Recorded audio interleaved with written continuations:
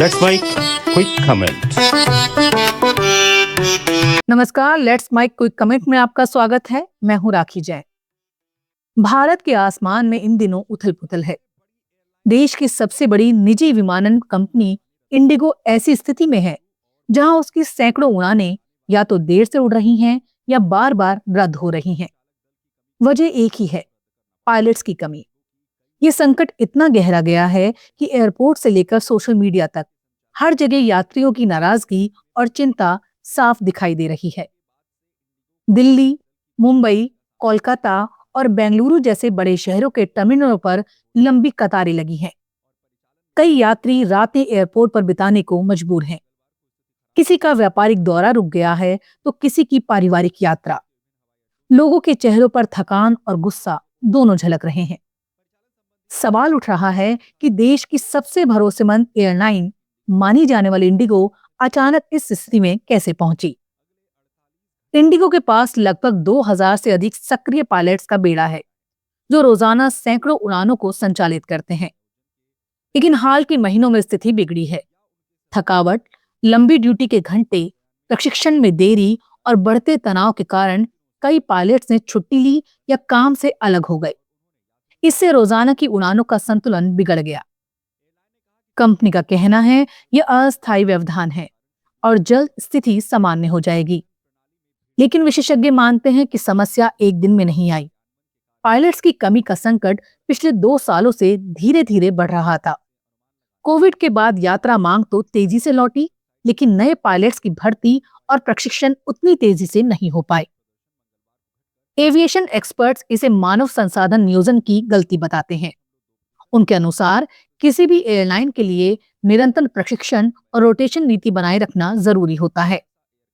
Indigo ने तेजी से रूट्स और विमान तो बढ़ाए, लेकिन उसी अनुपात में पायलट्स तैयार नहीं कर पाई। यही वजह है कि आज कंपनी को उड़ानों में कटौती करनी पड़ रही है। कई मामलों में विमान और यात्री तैयार होते हैं, लेकिन पायलट उपलब्ध नहीं होता। इससे एक उड़ान में देरी होने पर इसका असर पूरी श्रृंखला पर पड़ता है। इस स्थिति से सबसे ज्यादा प्रभावित आम यात्री हुए हैं। सोशल मीडिया पर #इंडिगो डिले और #फ्लाइट कैंसिल जैसे हैशटैग लगातार ट्रेंड कर रहे हैं। यात्रियों ने शिकायत की है कि कई बार उड़ान कैंसिल होने की जानकारी उन्हें बोर्डिंग गेट पर पहुंचने के बाद दी गई। दूसरी एयरलाइंस में सीट पाने के लिए उन्हें 2 गुना किराया चुकाना पड़ा। सरकार भी अब इस पर सक्रिय हो गई है। डीजीसीए ने इंडिगो से पूरी रिपोर्ट मांगी और निर्देश दिया कि यात्रियों को स्थिति की समय पर जानकारी दी जाए। नियामक ने यह भी कहा कि रद्द या विलंबित उड़ानों के मामलों में यात्रियों को वैकल्पिक बुकिंग या पूर्ण रिफंड दिया जाए। हालांकि इस तरह की कार्रवाई समस्या का स्थायी समाधान नहीं है। असली चुनौती भारत के एविएशन सेक्टर की तेजी से बढ़ती जरूरतों और सीमित संसाधनों के बीच संतुलन बनाने की है। एयर ट्रैफिक पिछले कुछ वर्षों में रिकॉर्ड स्तर पर पहुंचा है, लेकिन फ्लाइट क्रू, प्रशिक्षण संस्थान और मानव संसाधन नीति उस अनुपात में विकसित नहीं हुए हैं। कई पायलट्स का कहना है कि उन पर अत्यधिक उड़ान घंटों का दबाव डाला जाता है। थकान प्रबंधन की नीतियां कागजों तक सीमित रह जाती हैं। इससे कई बार सुरक्षा मानकों पर भी असर पड़ने की आशंका रहती है। एविएशन यूनियंस लंबे समय से ये मांग कर रही हैं कि स्टाफिंग और रेस्ट नीतियों को सख्ती से लागू किया जाए। एक और बड़ा कारण सामने आया है, विदेशी एयरलाइंस की आकर्षक पेशकश। गल्फ और दक्षिण पूर्व एशिया की कई कंपनियां भारतीय पायलट्स को बेहतर वेतन और कामकाजी वातावरण ऑफर कर रही हैं। परिणाम स्वरूप अनुभवी पायलट्स का पलायन बढ़ रहा है, जिससे घरेलू एयरलाइंस को प्रशिक्षित विकल्प नहीं मिल पा रहे। इंडिगो का कहना है कि नए कैडेट प्रशिक्षण प्रोग्राम पर काम कर रही है और आने वाले महीनों में सैकड़ों नए पायलट्स शामिल होंगे। पर विशेषज्ञ मानते हैं कि सिर्फ भर्ती से समस्या हल नहीं होगी।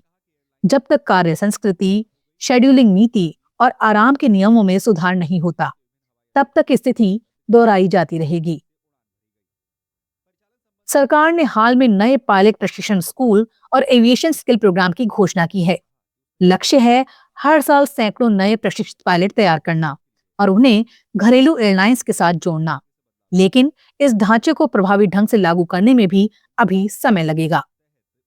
इंडिगो का वर्तमान संकट एक चेतावनी है। ये बताता है कि विस्तार की गति तभी टिकाऊ होती है जब इसके पीछे मजबूत व्यवस्था और सुव्यवस्थित मानव संसाधन हो।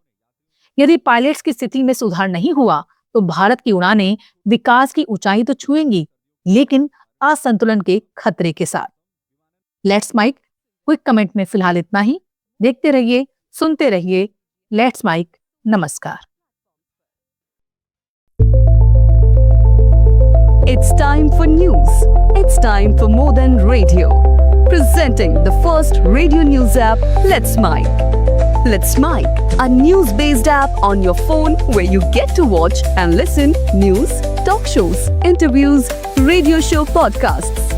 On Let's Mike, you get all relevant information of TV, print, radio, podcast, and digital.